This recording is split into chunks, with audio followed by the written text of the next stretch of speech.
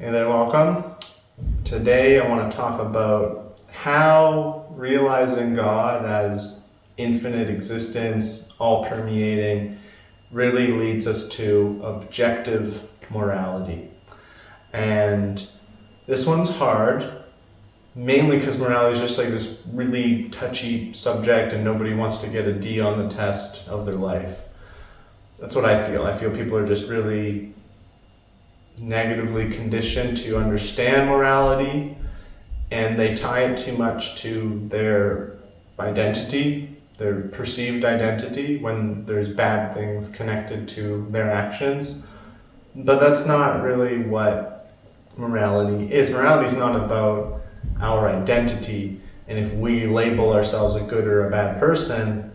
However, in action, in conversations, I do think that's what morality can end up being a lot of the time, is just this either competition or defensiveness to be perceived as a good person and to maintain our own belief that we're a good person, because we're actually not worried about morality, we're worried about our identity and how we positively or negatively evaluate ourselves. And we're often worried about what other people think of us. But that's not what morality is. It's not even the way we act in conversation with morality. Usually, I would say, shows that we're not interested in morality, which is, trying to understand the essence of right and wrong. But I want to talk about how, coming from the understanding that it's infinite, existence is infinite, experience is infinite,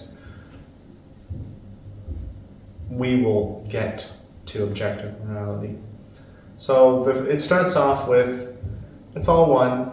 There's no separation, there's no limits, there's no boundaries. It's like a fractal, a fractal that goes beyond visuals, because we usually just display fractals visually as this infinite visual pattern, but in reality the fractal is way beyond visual. It's way beyond all human senses. It's even beyond human conceptions. But the fractal can help us because we can see in a fractal that there might be a little ball. You could actually even have a fractal that almost looks like a little person. A little ball with a tinier ball. It's like the head and the belly. But what you see is that when you zoom in, it's actually just infinite downward, and when you zoom out, it's infinite outward. And you can see all these little balls, all these little shapes, and we have the ability to discern them as separate, but when we really look at it objectively, it's not separate, it's completely interconnected with all the other patterns. And that's what reality is in a way. It's completely interconnected. Every little spot that we look at, that we section off, body, eye, planet, house, country, solar system, whatever it is, cell, it is infinite in and of itself. We know this to be true logically, and experimentally, that's what it's looking like too. Even with our limited sense data and the limited time we have to record that data and collect it and talk about it and interpret it. That means it's one.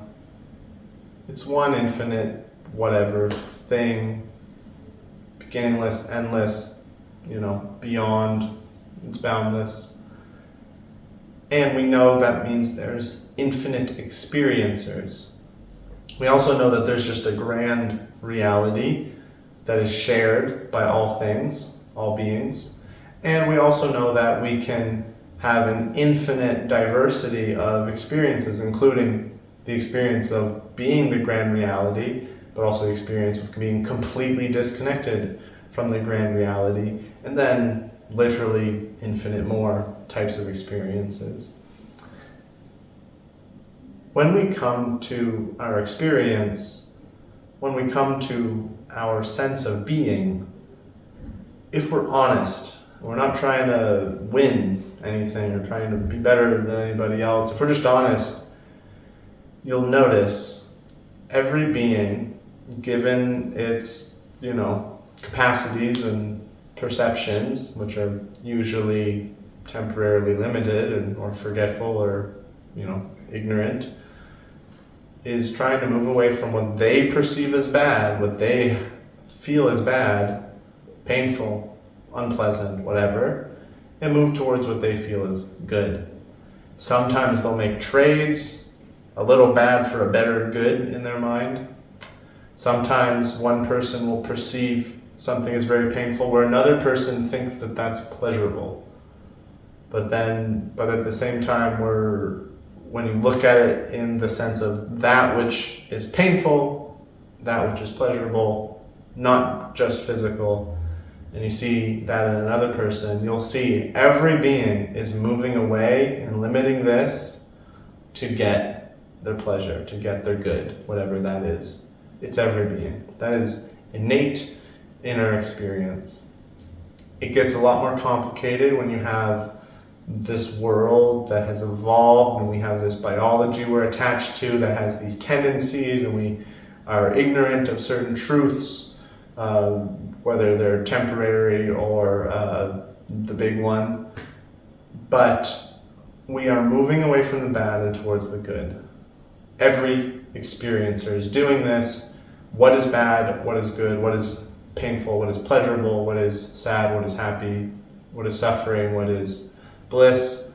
These are contextually different, and we can even learn to transcend and change those over time. But at the end of the day, every experiencer is doing that.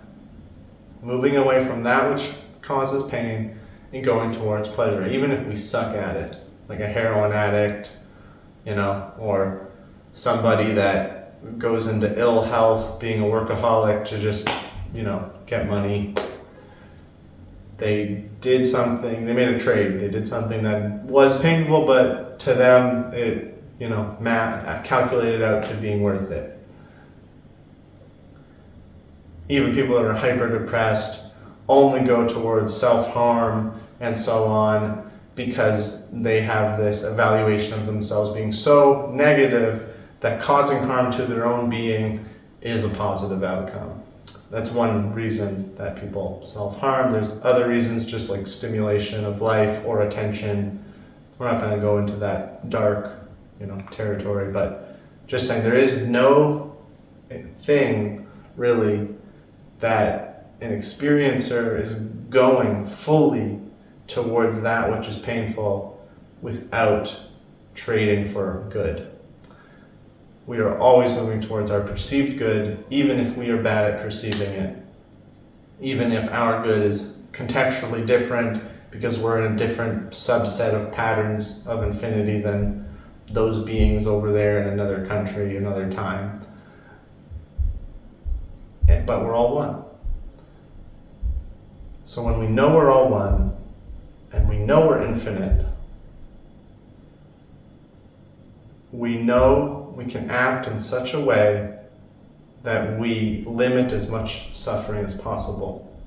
And we know that if we limit suffering for all beings, ourself and all other beings included, we know we limit the suffering of our true self the most. We also know that we have the highest amount of potential and capacity for good if we include all of ourself, as in all other beings. Because our true infinite power lies in infinity, infinity includes all beings. Additionally, we have the power, we have an unknown power, with possibilities beyond our imagination to experience good things and to experience good things while other people experience good things.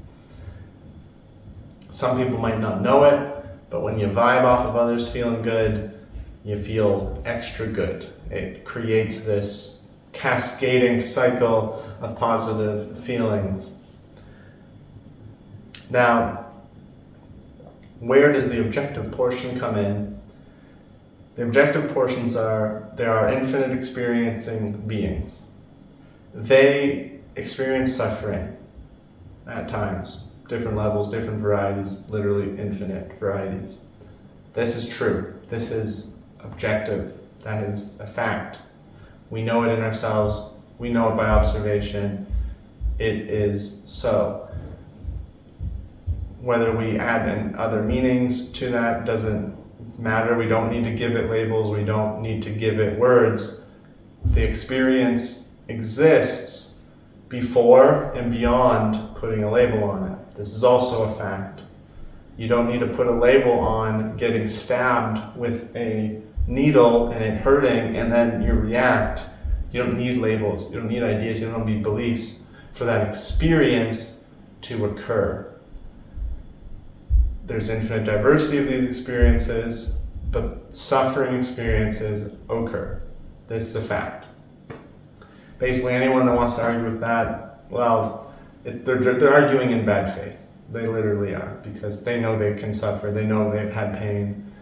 They want to argue minutiae of things, but the pain comes before the label. That's what we're talking about, is that objectively beings suffer. There's infinite beings. We are completely infinitely interconnected with those beings. What does that mean? So one, morality, just like anything, is a word denoting an aspect of reality. We say rope, we have the word, we point at it, we're denoting a thing in reality, a pattern in reality. Morality is pointing at, here is suffering, here's how we get out of suffering. There's other definitions to morality or ethics, other interpretations, but at the end of the day, there'd be no morality if there was no suffering, and there'd be no morality if there was zero chance of changing things to be less suffering and more good. Morality is pointing at an aspect of reality. The aspect of reality exists before we put a word on it, before we give it the label. That's what morality is. So objectively, morality is pointing at a real thing. That's one aspect of objective morality. The other aspect of objective morality is, even if we don't know it, even if we can't find it, there is a way to stop the suffering. There are infinite ways to stop the suffering. There could be infinite causes to the sufferings. But objectively, there is a way to do it, especially in an infinite universe. There's all these things that cause suffering. Maybe they're our own perception. Maybe it's attaching our consciousness to a body which has a tendency to react in a certain way due to certain processes. Maybe it's because someone had ill intent.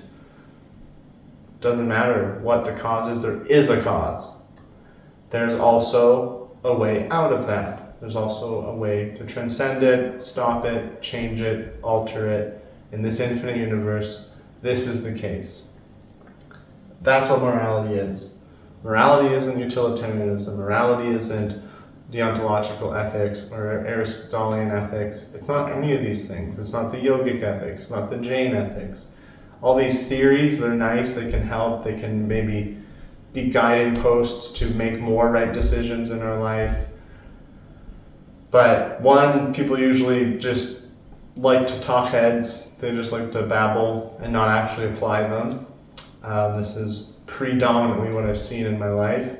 Two, the objective reality of suffering exists, it's caused by something, and we can change that.